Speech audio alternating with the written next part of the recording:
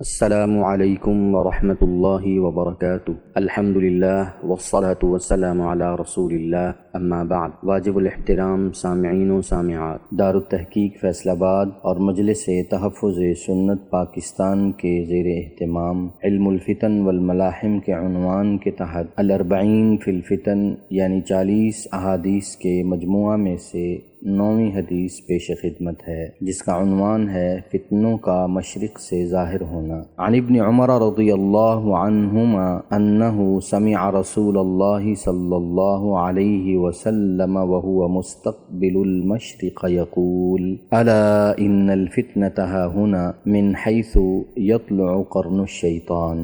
حضرت ابن عمر رضی اللہ عنہما سے روایت ہے کہ انہوں نے رسول اللہ صلی اللہ علیہ وسلم سے سنا، جبکہ رسول اللہ صلی اللہ علیہ وسلم مشرق کی طرف چہرہ مبارک کیے ہوئے تھے۔ رسول اللہ صلی اللہ علیہ وسلم نے فرمایا، یاد رکھو فتنہ ادھر سے نمودار ہوگا جدھر سے شیطان کا سینگ طلوع ہوتا ہے۔ اس حدیث کی تشریح پیش خدمت ہے۔ مدینہ طیبہ کے باسیوں کا مشرقی علاقہ نجد، عراق اور اس کے نواحی علاقے تھے۔ عراق میں زلزلوں اور فسادات سے مراد شاید وہ جنگیں ہیں جو لوگوں کے درمیان ہوں، یہی بات فتنوں کے حسب حال ہے۔ یہ بھی ہو سکتا ہے کہ حقیقی زلزلے مراد ہوں۔ اہل علم کا کہنا ہے کہ مشرق والے اس دور میں کافر تھے۔ اللہ تعالیٰ نے نبی کریم صلی اللہ علیہ وسلم کو خبر دے دی تھی کہ فتنہ اسی سمت سے اٹھے گا۔ چنانچہ ایسا ہی ہوا کہ جنگ جمل، صفین اور خوارج کے ظہور والے واقعات نجد و عراق اور اس کے نواحی علاقوں کے لوگوں کے سبب ہی پیش آئے۔ اس حدیث میں مذکور یطلع قرن الشیطان، جس طرف سے شیطان کا سینگ طلوع ہوتا ہے، تو شیطان کے سینگ سے مراد یہ ہے کہ اہل عرب